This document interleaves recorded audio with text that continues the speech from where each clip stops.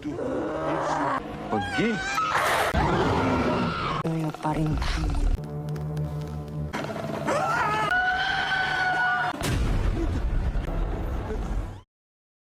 At the beginning of the story, we see an ustad, a religious healer. After finishing the Isha prayer, he is returning home through a forest path when he suddenly feels like someone is calling his name. He looks around, but no one is there. Then when he looks ahead, he sees a woman standing in front of him. The woman begs him, saying, "Ustad, please come with me to my house. My daughter is in very bad condition." Ustad Hari agrees and goes with her. As they leave, we see another girl behind them, secretly watching their every move. When they reach the house, the Ustad sees that the daughter has been possessed by a terrifying demon. He tries to drive the demon out, but it refuses to leave. After struggling for a long time, the Ustad finally succeeds in exorcising the demon. Just then, they hear the sound of a fight coming from outside. The girl's father runs out to see what's happening, and the Ustad stands near the doorway. Suddenly, the girl gets up and stands on her feet. As soon as the Ustad looks at her, someone from behind cuts her head clean off. The killer turns out to be the same girl who had been watching them earlier in the forest. Seeing this with his own eyes, the Ustad is completely terrified. When he goes outside, he discovers that the girl has killed everyone. The scene cuts there. After this, we see a reporter named Daru, who has come to investigate a special case. He was called by a police officer named Arya because a man has been murdered in this house. What's shocking is that the victim's heart has been removed from his body. As Daru examines the corpse closely, he notices a shadow in the room. Arya shines his flashlight toward it, and the shadow instantly vanishes into thin air. Suddenly, a box kept in the room starts shaking. Both of them move toward it with their guns and flashlights ready, but a dog suddenly jumps out, badly scaring Arya. Daru then finishes his work and leaves. Next, we see a woman standing on the rooftop of the building. Her name is Pakunjara. She is holding a human heart and wrapping it in a white cloth. This heart belongs to the same man whose body we saw earlier. Another girl is also present there, but she is not in control of herself. She is possessed by a demon. The demon inside the girl tells Pakunjara, "We don't have much time. Do whatever you have to do, quickly." Then Pakunjara says that before the red moon arrives, they need even more hearts. At that moment, we finally see Pakunjara's true face. She is actually a very old woman, but because of demonic powers, she still appears as a young girl. Pakunjara tells the demon living inside the girl, "I will bring you into this world as soon as possible." From this, it becomes clear that Pakunjara is using human hearts and black magic to summon a powerful demon into this world. As soon as she finishes speaking, the demon leaves the girl's body. After that, Pakunjara also leaves the place. Just then, Daru's boss calls her. He informs her that a girl has been arrested for the murder of a family that was killed in the village a few days ago, and she has been admitted to a mental hospital. The boss tells her to go there and prepare a report. Dr. Markham will help her. The scene then shifts to the mental hospital, where we see a terrified patient. He tells Simon, "Please stay here with me. I'm scared. There's someone in my room." Simon angrily responds, "Because of your madness, I have to come here every night. Stop the drama and go to sleep. There's no one in your room. Whatever you're seeing is just your hallucination." Simon then leaves. After that, Simon goes to the office room, where we see another man, Simon's boss, Ramat. Because Simon bumps into him, tea spills onto Simon's uniform. Simon goes to the washroom to clean it. Ramat stays behind playing a game. Suddenly, he feels like someone is calling his name. He stands up, turns on the lights, and carefully looks around, but there is no one there. Then we see the nursing room, where the same girl is present, the one who killed the family at the beginning of the movie. In a flashback, we see that after killing everyone, Ningrum herself was badly injured and collapsed. By then, Ustad had brought the villagers with him, and together they handed Ningrum over to the police. Meanwhile, Pakunjara is also shown in the same mental hospital. She cuts her own hand, draws some symbols on the floor with her blood, and says, "By my command, appear before me." At that moment, we see a soul appear. Her name is Alan. Some of the guards at this place had raped Alan, after which she committed suicide. Pakunjara tells Alan, "I will give you my power so you can take revenge. But in return, you'll have to do one thing for me." She explains that there is a girl here named Ningrum, and Aline must kill her. To take her revenge, Aline agrees and kneels before Pakunjara.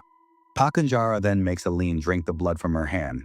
This transfers Pakanjara's power into Aline, making her even stronger. After that, Pakanjara's eyes fall on a pregnant woman, and seeing her, she starts thinking about something. On the other hand, Ramit is still searching for the person who called out to him, but even after searching for a long time, he finds no one there. Meanwhile, in the restroom, Simon is cleaning himself when he suddenly hears a voice from behind and turns around. Let me tell you something here. The soul of Aline that we just saw was raped by Simon and Ramat themselves. Anyway, Simon looks around, trying to figure out who made the sound, and checks every toilet. Then, in one bathroom, he sees a mug lying on the floor. He assumes the noise must have been caused by the mug falling. He picks it up, places it in the bucket, and moves forward. Suddenly, someone inside the bathroom throws the mug again. Simon is looking at the mug when suddenly a terrifying hand lands on his shoulder. Simon is startled. Then when he sees Aline's soul in the mirror, he panics and runs to hide inside a toilet. After a while, he notices blood dripping down onto his uniform from above. When he looks up, he sees the soul sitting on the wall. The scene then cuts to the next morning. We see Daru arriving at a mental hospital. There he meets Dr. Markham. The doctor asks if he has ever interviewed a mental patient before. Daru says that he has done such an interview once in the past. Dr. Markham says that this mental hospital is completely different from others. Then Daru goes to talk to Ningrum. He sees that Ningrum is handcuffed and locked to the table. Daru places photos of the people Ningrum killed in front of her and asks why she killed them. Ningrum says, "My job is to kill the demons that enter this world and save humans." Hearing this, a guard standing there starts laughing. Daru asks, "Why did you take responsibility for saving humans?" Ningrum replies, "I've already told everything to the police. I don't want to say anything again." Daru says, "It's fine if you told the police, but I don't have that report. It would be better if you told me everything again, openly." Ningrum says, "If I tell the whole story, you won't believe it." Daru replies, "Then make me believe." He then shows Ningrum some more photos of bodies in which no hearts were found. Ningrum asks, "How many people have been killed for the hearts?" Daru says, 4. Ningrum responds, "Then 3 more hearts are still needed." Shocked, Daru asks, "Hearts for what?" On the other hand, while cleaning the hospital toilet, a cleaner notices blood on the floor. When he opens the door, he sees that someone has killed Simon and brutally chopped off his hands and legs from his body, and we can already guess who did it. The cleaner screams in terror. Hearing his scream, Ningrum realizes that Simon has been killed. He immediately tells Daru, "Help me, we don't have much time." Ningrum frees his hand from the table, grabs Daru and says, "Promise me you'll help me. I can't fight him without my weapon." Terrified, Daru agrees. Just then, the guards present there, start taking Ningrum away. But as he's being let out, Ningrum keeps reminding Daru again and again, "You promised you'd help me." At the same time, Pakanjara once again pulls a human heart out of someone's body and starts wrapping it in a white cloth. Suddenly, the demon enters the body of a boy standing there. Through the boy, the demon tells Pakanjara that there is someone who will help Ningrum obtain that weapon. "Stop him at any cost, or he will kill me again." It becomes clear that the demon Pakanjara wants to bring back had already been destroyed once before by Ningrum. After this, the demon leaves the child's body. In the next scene, Daru goes to meet Ustad and asks him about the murders that happened in the village. Ustad says this is not a place to talk.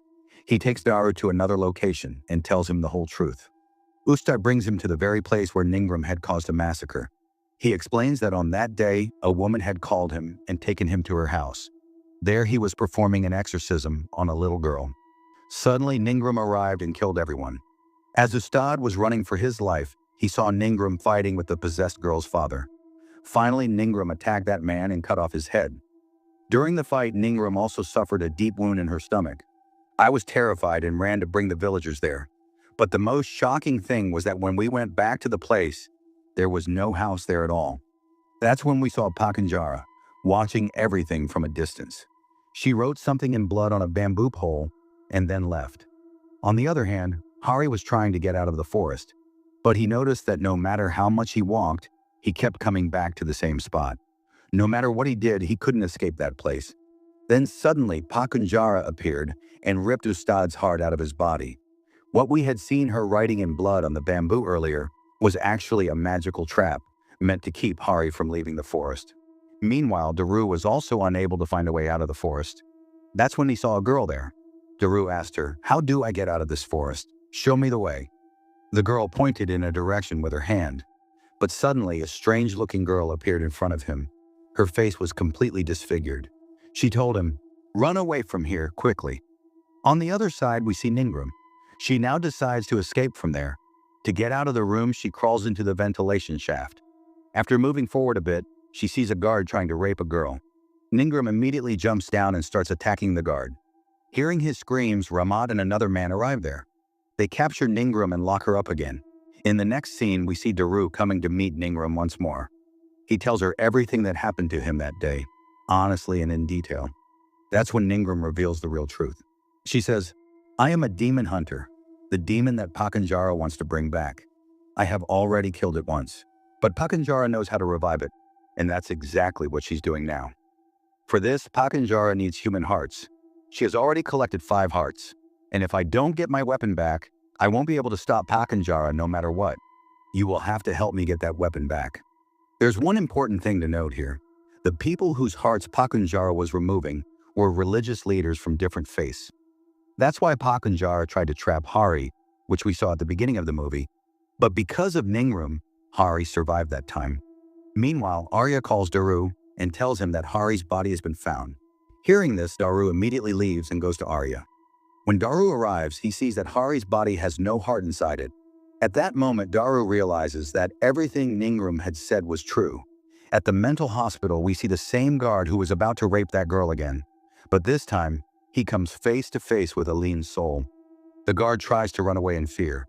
Just then, Ramat also arrives there. Seeing Aline, Ramat is terrified and hides inside a cupboard. Aline then comes and first kills the guard. After that, she drags Ramat by his arms and legs, tears them apart from his body, and kills him after making him suffer badly. After this, we see Pakunjara entering the morgue, where all the dead bodies are kept. There, Pakunjara writes something using blood and then leaves. Meanwhile, Daru finds the weapon Ningrum had mentioned inside the stomach of a man who was killed by Ningrum. Daru pulls the weapon out of the body and keeps it with him. A short while later, all the dead bodies in the morgue come back to life. They move forward to kill Daru and Arya. The two of them are unable to fight against the dead bodies. With great difficulty, Daru manages to escape the room and locks the door from outside. But Arya gets trapped inside, and these undead people have awakened because of Pakunjara's symbol. On the other side, after seeing Aline's soul, all the patients in the mental hospital are being taken out of their cells for safety. Just then, Ningrum says, "You all run away from here quickly. I'll handle this." This means Ningrum was talking about Aline. You may remember that Pakunjara had assigned Aline the task of killing Ningrum. A brutal fight breaks out between them, but Ningrum can't hold her ground against Alan. Without her weapon, she has no way to defeat this demon. Meanwhile, Pakunjara arrives at the hospital and takes the pregnant woman with her. Even then, the fight between Ningrum and Alan continues. Just then, Daru shows up and hands Ningrum her weapon. The moment the weapon touches her hand, Ningrum decapitates Alan in a single strike. At the same time, all the wounds on Ningrum's body disappear. Her true power has finally returned. On the other side, Pakunjara begins a ritual to bring the demon back using the pregnant woman. Soon, something starts moving inside the woman's stomach. It's clear the demon is about to emerge. At that very moment, Ningrum arrives and kicks Pakunjara to the ground. Pakunjara then uses the blood from her hand to draw symbols on the floor and begs the demon, saying, "Lend me your power for a while." We then see the demon granting her its strength, and a fierce fight begins. This time, Ningrum is unable to match Pakunjara. Meanwhile, the pregnant woman's stomach bursts open, and a hand starts coming out. Taking advantage of the chaos, Pakunjara cleverly knocks Ningrum's weapon out of her hand. Just as Pakunjara is about to kill Ningrum, Daru risks his life to save her and returns the weapon to Ningrum. As soon as Ningrum gets her weapon back, she strikes Pakunjara, instantly forcing the demonic power out of her body. At the same moment, the demon fully emerges from the pregnant woman. Pakunjara is overjoyed at the sight, but Ningrum kills the demon once again with her weapon. After that, Ningrum goes to check on the injured Daru. Taking advantage of the moment, Pakunjara disappears. It's likely she will try to bring the demon back again. In the final scene of the movie, we see that Daru somehow survives, and this is where the film comes to an end. Let me know your thoughts in the comment section. Also subscribe to this channel for more stories like this.